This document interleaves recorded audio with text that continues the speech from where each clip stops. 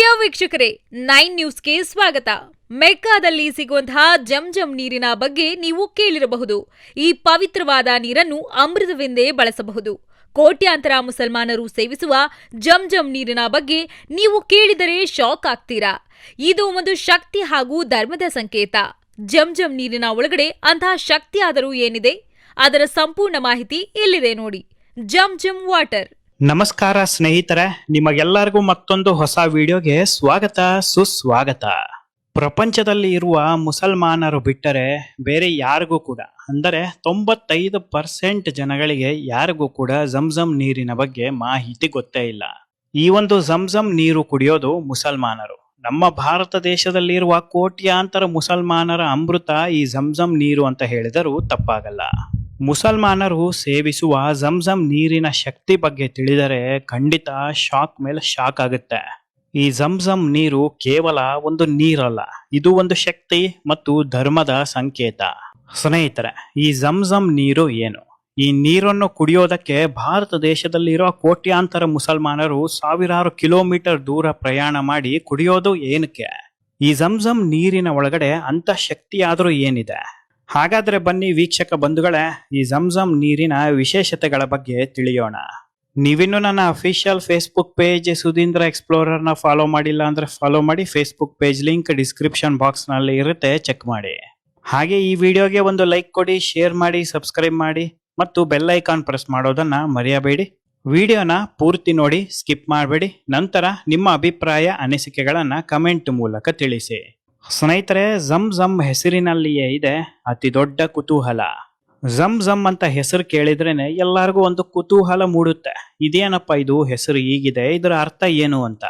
ಈ ಮುಸಲ್ಮಾನ್ ಬಂಧುಗಳು ಕುಡಿಯುವ ಜಂಜಂ ನೀರಿನ ಬಾವಿ ಇಸ್ಲಾಮಿನ ಅತ್ಯಂತ ಪವಿತ್ರ ಸ್ಥಳವಾದ ಕಾಬದಿಂದ ಕೆಲವೇ ಮೀಟರ್ ದೂರದಲ್ಲಿ ಇರುವ ಮಸ್ಜಿದ್ ಅಲ್ ಹರಾಮ್ ಸಂಕೀರ್ಣದಲ್ಲಿ ಇದೆ.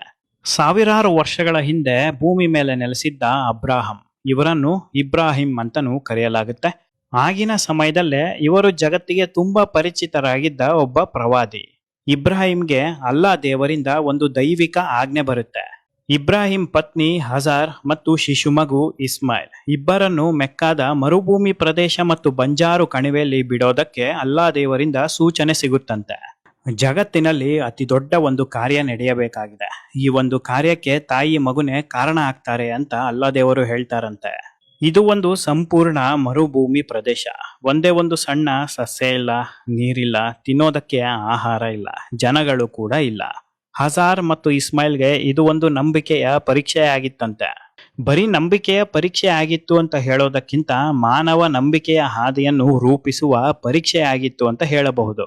ಸ್ನೇಹಿತರೆ, ಅಂದು ಧಗಧಗಿಸುವ ಬಿಸಿಲು. ಹಜಾರ್ ಇಡೀ ಮರುಭೂಮಿ ಪ್ರದೇಶದಲ್ಲಿ ಒಂಟಿಯಾಗಿ ನಿಂತಿದ್ದಾಳೆ. ಮಗುವಿಗೆ ಹಸಿವು ಮತ್ತು ಬಾಯಾರಿಕೆ. ಅಳುತ್ತಾ ಇರುತ್ತೆ. ಆಹಾರ ಇಲ್ಲ, ನೀರಿಲ್ಲ, ಉಳಿದುಕೊಳ್ಳಲು ಜಾಗ ಇಲ್ಲ. ಈ ಮರುಭೂಮಿ ಪ್ರದೇಶದಲ್ಲಿ 2 ದೊಡ್ಡ ಕಲ್ಲಿನ ಬೆಟ್ಟಗಳು ಕೂಡ ಕಂಡು ಬರುತ್ತೆ. ಸ್ನೇಹಿತರೆ, ಒಂದು ಬೆಟ್ಟದ ಹೆಸರು ಸಾಫಾ, ಮತ್ತೊಂದು ಬೆಟ್ಟದ ಹೆಸರು ಮಾರ್ವಾ.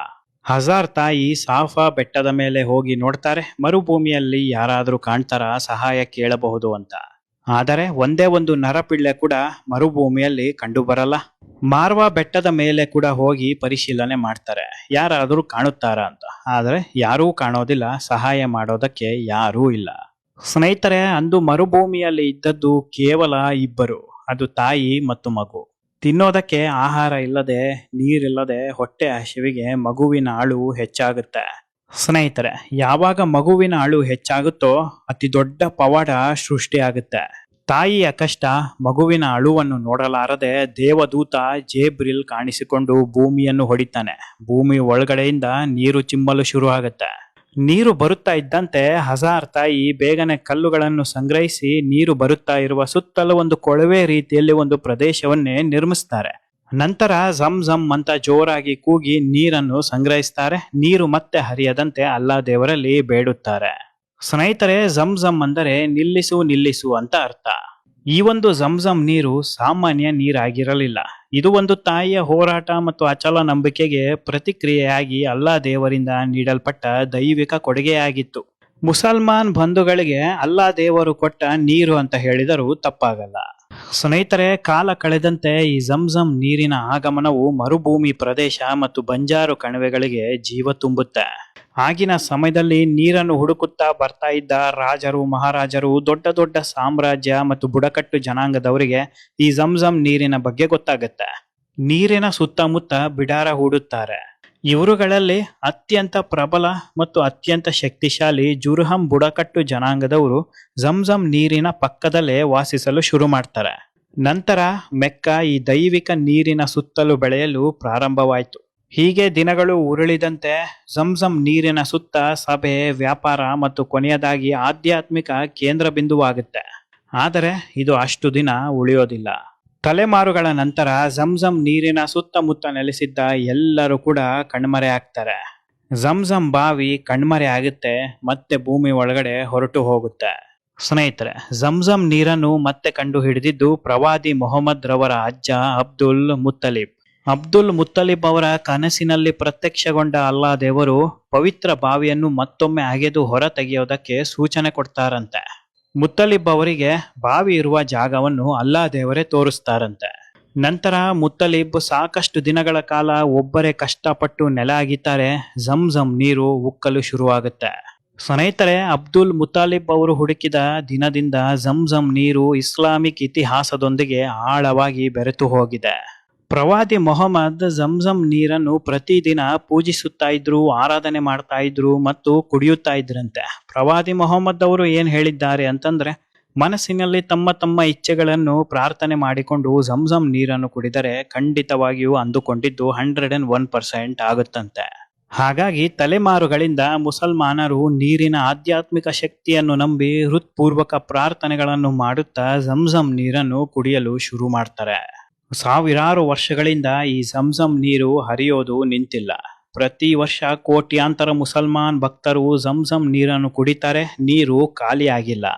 ನಿರಂತರವಾಗಿ 1 ಸೆಕೆಂಡ್ ಕೂಡ ನಿಲ್ಲದ ಹಾಗೆ ಸಾವಿರಾರು ವರ್ಷಗಳಿಂದ ಬಾವಿ ಒಳಗಡೆ ಝಂಝಂ ನೀರು ಬರ್ತಾನೆ ಇದೆ.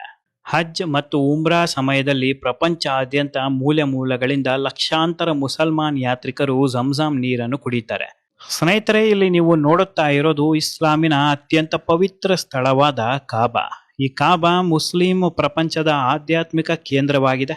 ಪ್ರತಿ ವರ್ಷ ಪ್ರಪಂಚಾದ್ಯಂತ ಲಕ್ಷಾಂತರ ಕೋಟ್ಯಾಂತರ ಮುಸ್ಲಿಂ ಯಾತ್ರಿಕರು ಮಸ್ಜಿದ್ ಅಲ್ ಹರಾಮ್ ಒಳಗಡೆ ಇರುವ ಪವಿತ್ರ ರಚನೆಗೆ ಭೇಟಿ ನೀಡ್ತಾರೆ. ಸ್ನೇಹಿತರೆ, ಚಿತ್ರದಲ್ಲಿ ತೋರಿಸಿರುವಂತೆ ಬಾವಿ ಕಾಬಾದಿಂದ ನಿಖರವಾಗಿ 21 ಮೀಟರ್ ದೂರದಲ್ಲಿ ಇದೆ. ಪ್ರವಾದಿ ಇಬ್ರಾಹಿಂ ರವರ ಸ್ಥಳವಾದ ಮಕಾಮ್ ಎ ಇಬ್ರಾಹಿಂ ಬಳಿ ಈ ಒಂದು ಬಾವಿ ಕಂಡುಬರುತ್ತೆ. ಈ ಝಂಝಂ ಬಾವಿ ಯಾವುದೇ ಸಾಮಾನ್ಯ ಬಾವಿ ಅಂತಲ್ಲ.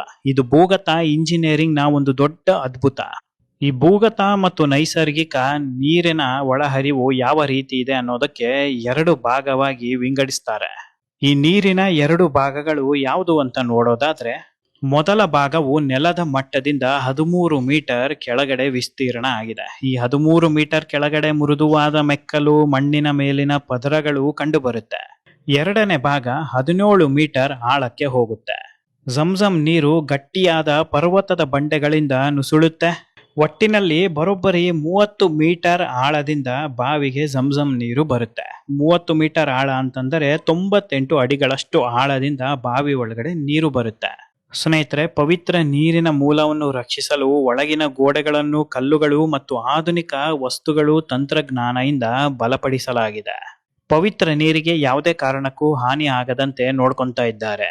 ಸ್ನೇಹಿತರೆ, ಭೂಗತ ನೈಸರ್ಗಿಕ ಬುಗ್ಗೆಗಳಿಂದ ಝಂಝಂ ನೀರು ನಿರಂತರವಾಗಿ ಬಾವಿ ಒಳಗಡೆ ದೊರೆಯುತ್ತಾ ಇದೆ. ಸ್ನೇಹಿತರೆ, ಇಲ್ಲಿ ಎಲ್ಲರಿಗೂ ಆಶ್ಚರ್ಯ ಪಡಿಸುವಂತಹ ವಿಚಾರ ಏನಪ್ಪಾ ಅಂತಂದ್ರೆ, ಭೂಮಿ ಒಳಗಡೆಯಿಂದ ನೀರು ಬಾವಿ ಒಳಗಡೆ ಎಷ್ಟು ಫೋರ್ಸ್ ಆಗಿ ಬರ್ತಾ ಇದೆ ಗೊತ್ತಾ? ಕೇವಲ 1 ಸೆಕೆಂಡ್ಗೆ ಬರೋಬ್ಬರಿ 11ರಿಂದ 18.5 ಲೀಟರ್ ಅಷ್ಟು ವೇಗವಾಗಿ ಬಾವಿ ಒಳಗಡೆ ಝಂಝಂ ನೀರು ಬರ್ತಾ ಇದೆ. ಕೇವಲ 1 ಸೆಕೆಂಡ್ಗೆ ಬರೋಬ್ಬರಿ 18 ಲೀಟರ್ ನೀರು. ಅಬ್ಬಬ್ಬ, ಸಾವಿರಾರು ವರ್ಷಗಳಿಂದ ಇಲ್ಲಿ ನೀರು ಬರ್ತಾ ಇದೆ, ಬರ್ತಾನೆ ಇರುತ್ತೆ. 1 ಸೆಕೆಂಡ್ ಕೂಡ ನೀರು ಬರೋದು ನಿಂತಿಲ್ಲ. ನೀರಿನ ವೇಗ ಕೂಡ ಕಮ್ಮಿ ಆಗಿಲ್ಲ. 1 ನಿಮಿಷಕ್ಕೆ ಲೆಕ್ಕ ಹಾಕಿದ್ರೆ 1110 ಲೀಟರ್ ನೀರು, 1 ಗಂಟೆಗೆ ಲೆಕ್ಕ ಹಾಕಿದ್ರೆ 66,000 ಲೀಟರ್ ನೀರು ನಿರಂತರವಾಗಿ ಬಾವಿ ಒಳಗಡೆ ಬರ್ತಾ ಇರುತ್ತೆ. ಈ ಝಂಝಂ ನೀರು ಮತ್ತು ಝಂಝಂ ಬಾವಿ ಸೌದಿ ಅಧಿಕಾರಿಗಳು ರಕ್ಷಿಸುತ್ತಾ ಇದ್ದಾರೆ. ಅಷ್ಟೇ ಅಲ್ಲ ಸ್ನೇಹಿತರೆ, ಈ ಝಮ್ಝಮ್ ನೀರು ಪ್ರಪಂಚಾದ್ಯಂತ ಮಾರಾಟ ಕೂಡ ಮಾಡುತ್ತಾ ಇದ್ದಾರೆ. ಆನ್ಲೈನ್ ಅಲ್ಲಿ ಸಿಗುತ್ತೆ. ಝಮ್ಝಮ್ ನೀರನ್ನು ಪರ್ಚೇಸ್ ಮಾಡಿ ಕುಡಿಯಬಹುದು. ಡಿಸ್ಕ್ರಿಪ್ಷನ್ ಬಾಕ್ಸ್ ನಲ್ಲಿ ಪರ್ಚೇಸ್ ಲಿಂಕ್ ಹಾಕಿರ್ತೇನೆ, ಒಂದು ಸಲ ಚೆಕ್ ಮಾಡಿ. ಸ್ನೇಹಿತರೆ, ಜರ್ಮನಿ ದೇಶದ ಪ್ರಖ್ಯಾತ ವಿಜ್ಞಾನಿ ಮತ್ತು ವೈದ್ಯ ಡಾಕ್ಟರ್ ನಟ್ ಫೈಫರ್ ಅವರು ಝಮ್ಝಮ್ ನೀರಿನ ಪರೀಕ್ಷೆ ಮಾಡಿ ರಿಪೋರ್ಟ್ ಕೊಡ್ತಾರೆ. ಈ ರೀತಿಯ ಒಂದು ಪವಿತ್ರ ನೀರನ್ನು ಜಗತ್ತಲ್ಲೇ ಎಲ್ಲೂ ನೋಡಲು ಕುಡಿಯಲು ಸಿಗೋದಕ್ಕೆ ಸಾಧ್ಯನೇ ಇಲ್ಲ ಅಂತಾರೆ. ಈ ಒಂದು ಝಮ್ಝಮ್ ನೀರಿನಲ್ಲಿ ಒಂದೇ ಒಂದು ಕೆಟ್ಟ ಬ್ಯಾಕ್ಟೀರಿಯಾ ಇಲ್ಲ, ಅಪಾಯಕಾರಿ ಜರ್ಮ್ಸ್ ಇಲ್ಲ. ಈ ನೀರು ಸಂಪೂರ್ಣವಾಗಿ ಬ್ಯಾಕ್ಟೀರಿಯಾ ಫ್ರೀ ನೀರು. ಈ ನೀರಿನಲ್ಲಿ ಅಧಿಕ ಪ್ರಮಾಣದ ಕ್ಯಾಲ್ಸಿಯಂ ಮತ್ತು ಮೆಗ್ನೀಷಿಯಂ ಇದೆ. ಅಷ್ಟೇ ಅಲ್ಲ, ಈ ನೀರಿನಲ್ಲಿ ಒಂದು ಪ್ರಮುಖ ಅಂಶ ಏನಪ್ಪಾ ಅಂತಂದ್ರೆ ಹೀಲಿಂಗ್ ಪ್ರಾಪರ್ಟೀಸ್ ಇದೆ ಅಂತೆ. ಈ ನೀರಿನಲ್ಲಿ ಹೀಲಿಂಗ್ ಪ್ರಾಪರ್ಟೀಸ್ ಇರೋದ್ರಿಂದ ದೇಹದ ಒಳಗಡೆ ಯಾವುದೇ ಸಮಸ್ಯೆ ಇದ್ರೂ ಅತಿ ವೇಗವಾಗಿ ಗುಣಮುಖ ಆಗುತ್ತೆ.